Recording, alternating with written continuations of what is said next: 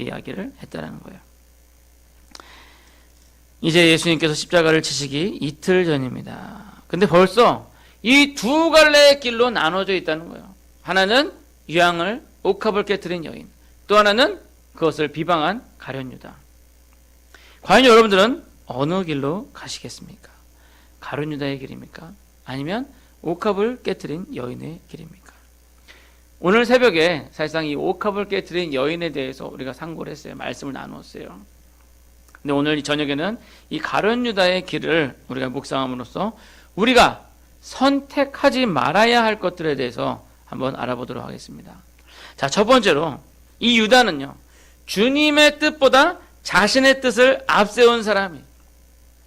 예수님의 제자들은 여러 종류의 사람들이 있어요. 여러 부류의 사람들이 있어요. 그 중에는 어부도 있었고요. 그 중에는 세무소에서 일하는 세리도 있었어요. 그리고 또한 거기 보면은 셀롯 당이라고 하는 열심당이다라고 그러는데 이 사람들 누구냐면 독립투사들. 근데 사실상 이 사람들이 서로 어울릴 수 없는 두 부류가 있는데 누구냐면 바로 세리와 이 셀롯당, 열심당이에요. 좀 더 쉽게 말씀드리면 우리나라를 비유했을 때 일제시대에 일본 앞제비들이랑 이완용 같은 일본 앞제비들이랑 그 다음에 독립투사 안중근 같은 독립투사가 같이 예수님의 제자로 지금 모여 있는 거예요. 이게 참 신기하죠? 예수님이라는 이름 아래 이 종류가 다른 두 사람들이, 왜냐하면 이 세리들은 로마의 앞잡이로서 백성들한테 세금을 걷어서 자기 이득을 빼고 나머지는 로마에다 갖다 바치는 바로 이러한 역할을 했던 사람들이에요. 셀롯 땅들은 그 로마와 막 투쟁하면서 싸우는 그런 사람들이었거든요. 근데 그 두 부류의 사람들이 다 예수님의 제자로 있었다라는 거죠. 이렇듯 다양한 예수님의 제자들이 각각 서로 다른 생각을 가지고 예수님을 따라다닌 것으로 보입니다. 이 가룟 유다의 경우 정확한 언급이 성경에 기록되어 있지 않아서 확실히는 알 수 없지만 그 이름을 가지고 있는 것을 풀이하면 이게 가롯 사람 유다도 될 수 있지만 또는 셀롯 땅 유다도 될 수가 있어요. 그 음에 따라서. 근데 뭐 그렇다고 해서 이 가룟 유다가 셀롯 땅이었다라고 정확하게 얘기하기는 좀 어려울 것 같아요. 왜냐하면 예수님의 제자의 그 목록에 보면 가룟 유다는 그냥 가룟 유다로 되어 있고 셀롯 땅 시몬이 따로 언급이 되어 있거든요. 그러면 왜 두 사람을 다르게 언급을 했냐라고 할 수 있기 때문에 뭐 이해가 되지는 않습니다. 그러나 대부분의 유대인들이 이 로마로부터 독립하기를 원하는 그런 마음이 있었어요. 그러니까 우리 일제시대에 직접 독립투사로 싸운 사람도 있었고 또 그 장사하면서 독립군들한테 비자금을 내주는 사람도 있었고, 아무튼 그런 것을 봤을 때 이 유다도 어느 정도 그런 이스라엘의 독립에 대한 기대를 가지고 있었던 것입니다. 근데 그런 유다에게 있어서 예수님의 그 모습이 기대에 못 미치는 거예요. 아니 빨리 군대를 일으켜가지고 로마를 점령하고 왕이 돼서 자신들이 그 왕국에서 한 자리씩 해먹고 싶은데 말이에요. 공신이 돼가지고. 그런데 예수님께서는 맨날 내가 죽어야 된다. 또는 뭐 환란이 나에 올 것이다. 뭐 등등의 부정적인 말씀만 계속 하시는 거예요. 어쩌면 유다는 자신이 예수님을 제사장들에게 팔아넘기면 예수님께서 큰 권능으로 그들을 천군 천사를 들어서 다 멸망시키시고 그 다음에 커다란 혁명이 일어나서 이스라엘이 개혁될 것이라고 생각하고 있었을지도 모르겠습니다. 아무튼 유다는 예수님의 뜻보다는 자신의 뜻을 더 가치 있게 생각을 했던 것입니다. 예전에 제가 한번 설교를 했는데 엘리사의 시종 게하시의 경우가 그래요. 엘리사는 아람 장군 나아만에게 어떠한 대가를 받지 않고 그 문둥병을 낫게 주었어요. 근데 이 게하시는 아무 대가도 받지 않는 그 선생을 보면서 아니다, 내가 오늘 가서 꼭 그거를 받아야 되겠다. 아니 이스라엘의 대적국가의 장군을 고쳐줬는데 아무것도 안 받아? 안 되겠다. 그럼 몰래 따라가서 재물을 받았어요. 이 시종은 자신의 생각과 다른 스승의 생각을 사실상 따랐어야 합니다. 스승의 생각을 이해하려 하지 않고 자기의 생각을 고집하다가 결국 그는 문둥병의 저주를 걸리게 된 것입니다. 가룟 유다도 마찬가지예요. 어떻게 보면 다른 제자들도 이 가룟 유다랑 비슷한 생각들을 하고 있었어요. 마가복음 10장 35절 45절을 보면 야고보와 요한이 예수님께 청탁합니다. 예수님, 영광의 자리에 올라갈 때 저희들을 하나를 우편에 하나를 좌편에 둬주십시오. 그게 뭐예요? 예수님, 이제 이스라엘의 왕위를 차지했을 때 저들을 개국 공신으로서 영의정 좌의정으로 앉혀주십시오. 우의정 좌의정으로 앉혀주십시오. 이 얘기 아니에요. 다른 복음서에 보면 그들을 이것을 자기들의 어머니를 통해서 청탁을 합니다. 그 어머니가 가서 예수여 우리 아들들을 그렇게 좀 앉혀주십시오 라고 이야기를 해요. 어떻게 보면 성령을 받기 전에 제자들의 모습은 다른 사람들과 별 다를 것이 없는 세속적인 욕심이 가득한 사람들이었던 것으로 보입니다. 다른 제자들도 마찬가지예요. 야고보와 요한이 이렇게 청탁하였을 때 다른 제자들이 막 분을 냈어요. 야, 니네가 가서 그렇게 할 수가 있어? 그러면서 그 안에서 서로 누가 더 높다 막 싸움이 막 일어나는 그러한 일이 벌어지게 된죠. 이들은 예수님께서 이스라엘의 왕이 되었을 때 자기들이 공신이 되어서 부와 영화를 누리라는 그런 헛꿈들을 아마 꾸고 있었을 것 같습니다. 이것은 오늘날도 마찬가지예요. 오늘날 교회에 나오는 사람들 중에도 이처럼 이 세상의 재리를 바라고 나오는 사람들이 있습니다. 물론 우리가 예수님 믿을 때 예수님께서 우리를 이 세상에서 지켜주시겠다, 우리에게 필요를 채워주시겠다 라고 말씀하시지만 우리의 궁극적인 소망은 이 땅에 있는 것이 아니라 바로 하늘에 있는 것입니다. 그럼에도 많은 사람들은 이 세상의 재리와 염려를 인해서 진정한 가치를 깨닫지 못하고 교회를 자꾸만 이 세상의 원리로 이끌어 가려고 한다는 거죠. 지금 있는 이 자본주의의 원리로 자꾸 교회를 끌고 가려고 하는 거예요. 그런 모든 시도가 사실상 이 가룟 유다가 별반 다를 것이 없다라는 것이죠. 바라기는 오늘 이 가룟 유다의 교훈으로 우리의 생각과 우리의 뜻보다는 하나님의 생각과 하나님의 뜻에 우리가 초점을 맞추는 그런 우리 모든 성도님들이 되시기를 간절히 소원합니다. 자, 두 번째로 이 가룟 유다는요, 주님보다 돈을 더 사랑했던 사람이에요. 이 레오나르도 다빈치가 그린 최후의 만찬이라는 그림이 있는데요. 거기 보면 이제 가운데 예수님께서 계시고 제자들이 12제자가 쫙 옆에 있어요. 근데 예수님의 이쪽 편에 옆에 있는 제자가 가룟 유다인데 그 가룟 유다가 이 손에 뭘 들고 있냐면 돈 뭉치를 들고 있어요. 돈 주머니를. 왜 가룟 유다가 그 모임에서 그 회계의 역할을 감당하고 있었는지는 모르겠지만 그 결과를 가지고 유출해 보면 그는 그런 재정을 담당할 만큼 셈이 빠르고 정확했던 것 같아요. 그러니까 뭐 돈에 대한 셈이라든지 이런 게 빠르고 정확하니까 제자들이 야, 네가 돈 관리해, 네가 재정 부장해, 그러면서 맡겼던 것 같아요. 아까 말씀드린 것처럼 여인이 깨트린 항유 옥합의 가치를 이 가룟 유다는 정확하게 300데나리온이 될 것이라고 맞췄어요. 알아맞혔어요. 그걸 보면 당시의 물가에 대한 정확한 지식을 가진 사람이라고 할 수가 있습니다. 그러나 그는 물욕에 사로잡힌 사람이었어요. 요한복음 12장에 보면요, 향유를 본 여인에 대해서 가룟 유다가 300데나리온에 팔아 가난한 자들에게 주지 아니하였다 라고 비판한 것에 대해서 뭐라고 해석하냐면 이것이 저가 가난한 사람들을 생각한 것이 아니라 저는 도둑이라 돈깨를 맡아 거기 넣는 것을 훔쳐 감이라 라고 해석을 하고 있어요. 그 얘기는 뭐냐면 가룟 유다가 예수님 그 공동체의 그 재정을 담당하면서 아마도 그 공금을 유용했던 그러한 사람이었다는 것을 알 수가 있습니다. 뿐만 아니라 사탄은 이런 유다의 빈틈을 놓치지 않고 그것을 이용을 하죠. 그래서 사실상 유다가 예수님을 팔아먹은 부분에 있어서 누가복음 22장 3절에 보면 유다에게 사탄이 들어갔더라.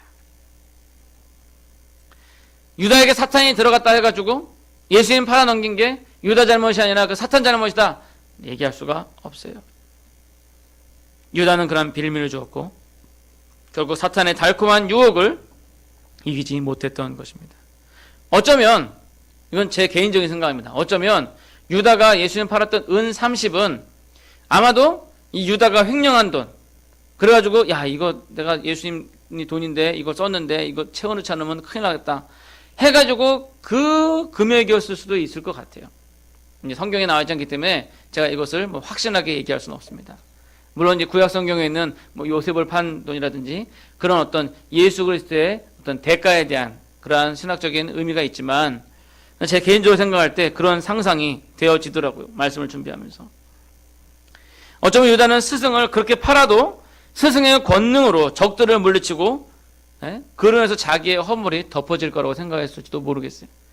다시 말하면 지금 공금을 썼는데 이 돈을 채워내야겠는데 방법은 없고, 방법 생각해 보니까 지금 제사장들이 예수님 잡아 죽이려고 그러거든요. 그러니까 예수님을 제사장한테 팔면 그 돈을 받으면 자기는 집어넣고, 예수님은 천군 천사를 불러서 제사장들을 다 멸하시면은 완전 범죄잖아요. 이 유다는 그런 셈이 빠른 사람이에요. 일거양득을 아마도 노리고 있었을지도 모르겠습니다. 그러나 그의 계획과 생각은 산산이 무너지고 결과적으로 자신은 스승을 팔아넘긴 무죄한 사람을 죽이게 되는 결과를 맞이하게 됩니다. 그래서 그는 그것을 돌리고 싶어서 다시 받은 돈을 돌려주고 하지만 제사장들이 그것을 받지 않아요. 그러니까 어떻게 해요? 성전에 던져놓고 가서 자살을 했어요. 성경에 이르기를 욕심은 죄를 낳고 죄가 장성한 즉 사망에 이르느니라. 어떻게 보면 당시 다른 제자들이나 예수님은 이 돈 문제와는 좀 초연한 삶을 사셨던 것 같아요. 있으면 먹고 없으면 굶고. 그런 모임을 운영한다는 것은 어떻게 보면 좀 힘든 그런 일일 거예요. 왜? 자기만 걱정하고, 야, 이거 돈 떨어졌는데 어떡하지? 예수님 좀 뭐 맛있는 거 해드려야 되는데 어떡하지? 막 이런 고민하는데 예수님이나 다른 제자들은 뭐 그런 거 없이 그냥, 막 빨리 내놔라. 먹을 거 내놔라. 뭐 이렇게 생각할 수도 있어요. 재정을 담당하고 있는 가룟 유다로서는 예수님과 제자들이 굶고 있는 것을 보기가 어렵고, 그래서 사람들이 가져온 재물들을 효과적으로 관리를 하려 한 것 같습니다. 그러다 예수님께서 수많은 병자들을 고치시고 이적들이 일어나 유명해지다 보니까 많은 사람들이 아마도 자신의 재물들을 가지고 왔어요. 그러다 보니까 처음에는 아무도 하지 않으려고 해가지고, 이게 어려워서 하지 않으려고 해서 맡았던 재정인데 점점 이게 불어나는 거죠. 액수가 불어나는 거예요. 큰 돈을 가지고 다니게 된 것입니다. 결국 자신의 것처럼 유용을 하게 되고, 그로 인해 그 죄를 가리기 위해서 더 큰 죄를 짓게 된 것입니다. 이것은 단지 예수님의 제자였던 가룟 유다의 이야기만이 아닙니다. 오늘날 한국교회가 덩어리가 커졌어요. 옛날 초대교회 때는 막 집집마다 모여서 일본 순사들 눈을 피해가지고 막 예배드리고 막 헌금하고 그 헌금한 것들로 어려운 사람들 돕고 막 이랬는데, 지금은 교인이 3만 명, 8만 명. 제가 영락교회 거기 부목사로 계신 분 아는데, 거기 선교비로 1년 선교비가 조단이라는 얘기를 들었어요. 근데 그 목사님이 선교부 그 담당 목사님이라서 그 조단위의 돈을 이제 막 어려운 교회다 이렇게 막 하는 걸 담당하고 있더라고요. 이 덩어리가 엄청 커진 거죠. 그러다 보니까 이제 이게 세상 그룹이랑 비슷해지는 거예요. 이 덩어리가 커지다 보니까.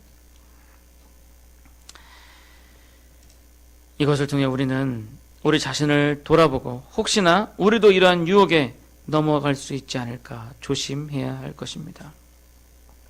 예수님과 3년 동안 동고동락했던 사람이에요. 여러분, 가룟 유다를 무시하지 마세요. 가룟 유다는 예수님의 제자로 뽑혔고 예수님이랑 3년 동안이랑 동고동락했던 제자였어요. 그런 가룟 유다가 사탄에서 넘어졌어요. 하물며 저는요.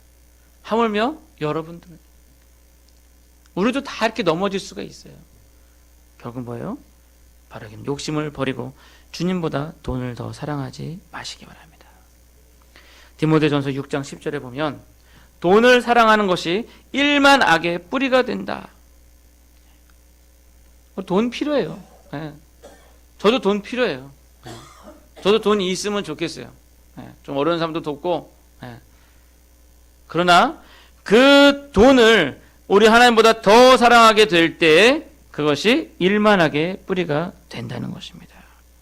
우리에게 편리를 주는 것이고 없어서는 안 될 것이긴 하지만 그것에 매여 있다 보면 더 높은 가치를 잃어버리게 되고 결국 하나님보다 돈을 더 사랑하게 된다는 거죠. 바라기는 그러한 우를 범하지 마시고 하나님을 더 사랑하시어 승리하시는 그런 여러분들이 되시기를 소원합니다. 자, 마지막으로 가룟 유다를 보면서 우리가 깨달아야 할 건 뭐냐면요, 끝까지 포기하지 말아야 된다는 거예요. 자, 한번 따라해 보실까요? 끝까지 포기하지 말자. 물론 직접적으로 배신을 하고 예수님을 팔아넘긴 그런 가론 유다이지만 다른 제자들의 경우도요, 사실 도찐개찐이에요. 다른 제자들도요, 예수님이 잡히시던 날 베드로는 예수님을 3번이나 부인했어요. 처음에 문지기 여종이 베드로에게 너도 제자 중 하나지? 아니야. 그리고 같이 불을 쬐던 사람이 부를 때 야, 너도 제자 맞잖아? 나 아니라니까? 강하게 부인했어요. 근데 마지막으로 한 사람이 또 너도 갈릴리 사람이니 그 도당이다! 라고 할 때 마가복음 14장 71절에 보니까 베드로가 저주하여 맹세하되 나는 너희가 말하는 이 사람을 알지 못한다. 예수님의 수제자였던 베드로가요, 너 예수님 믿는 사람이지? 예수님을 저주했대요.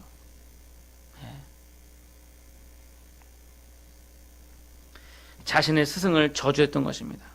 또한 한 청년이 언급되고 있는데 이 청년은 전세에 보면 사도 요한, 예수님이 가장 사랑했던 제자 요한이라고 그래요.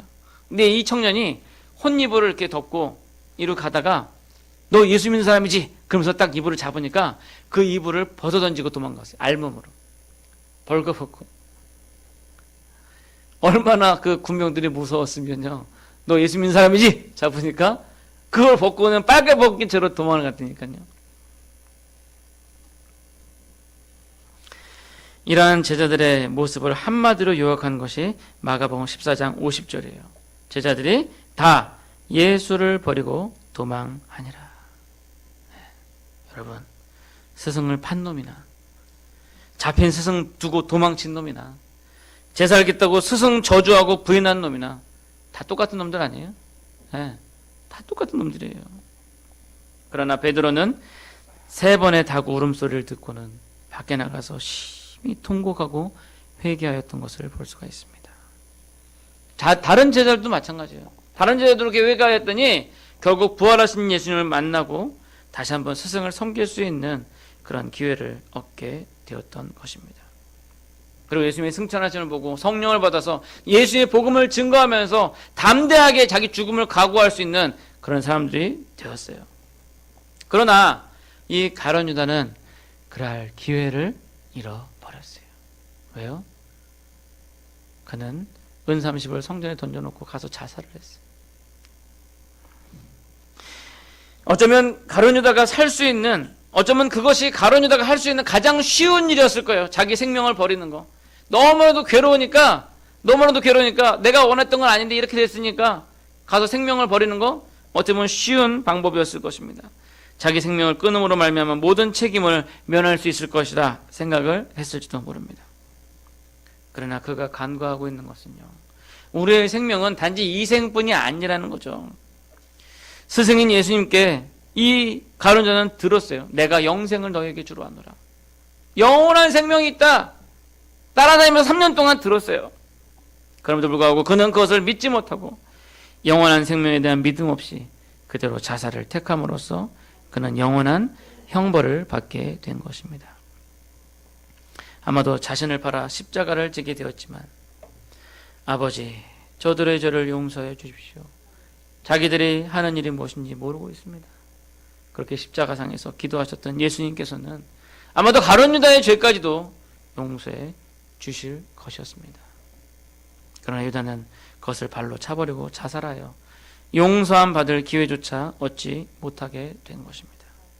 우리가 살면서 잘못을 할 수도 있고 정말 죽을 죄를 지을 수도 있어요. 실수를 할 수도 있어요. 정말로 잘못을 했다면, 정말로 실수를 했다고 생각한다면 그것으로부터 도피할 것이 아니라 당당히 고백하고 회개하고 용서를 구해야 할 것입니다. 내가 그 모든 죄진 거 다 책임지고 내가 벌을 받겠습니다. 그러한 가운데 하나님께서 용서해 주실 줄 믿습니다. 이제 말씀을 맺고자 합니다. 오늘 고난주간 넷째 날 수요일입니다. 2000년 전 오늘 두 사람의 운명이 갈라지게 됩니다. 한 사람은 의도치 않게 예수님의 장례를 준비하게 되어 복음이 전해지는 모든 곳에 그 여인의 이름이 기억되게 됩니다. 또 다른 한 사람도 의도치 않게 예수님을 죽음에 이르게 하여 복음이 전해지는 모든 곳에 그 이름이 기억이 되게 되었습니다. 그러나 한 사람은 영광의 이름으로, 다른 한 사람은 저주의 이름으로 기억이 됩니다. 여러분들 앞에 이제 두 갈래의 길이 있어요. 영광의 길과 저주의 길입니다. 바라기는 여러분들이 영광의 길을 선택하시기를 간절히 소원합니다. 그러기 위해서 하나님 뜻보다 여러분의 뜻을 우선하지 마십시오. 하나님의 뜻에 순종하여 그 뜻대로 살아가시길 바랍니다. 그리고 하나님보다 재물을 더 사랑하지 마십시오. 돈을 사랑함이 일만하게 뿌리라고 했습니다. 그리고 마지막으로 더 중요한 것은요, 끝까지 포기하지 마시고 여러분들의 죄를 회개하시고 하나님께로 언제든지 돌아오십시오. 우리 하나님께서는 미쁘시고 의로우사 우리의 모든 죄를 사하여 주실 것입니다. 집 나간 탕자를 끝까지 기다리는 아버지의 심정으로 아마도 여러분들을 기다리고 계실 것입니다. 이 믿음으로 승리하시어 주님께 향유를 드린 여인과 같이 영광의 길을 가시는 그런 여러분들이 되시기를 간절히 축원합니다.